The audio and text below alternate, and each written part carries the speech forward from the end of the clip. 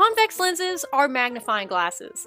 They are thicker in the middle and thinner on the edges. For this investigation, the student will need one large, thin convex lens and one small, thick convex lens.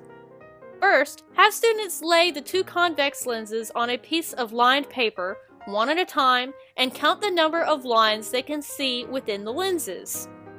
They should then raise the lenses up until the lines are in focus and count the number of lines they can see. If they divide the first number into the second one, they can estimate the lens's magnification. In this case, the magnification is about 1.6 times greater. They should repeat this process for the second convex lens.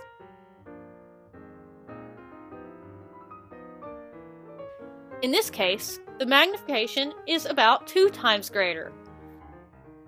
To make a simple telescope, students will place the smaller lens near their eye. Try to find one that is thicker with greater magnification than the other lens. Hold the larger lens at arm's length.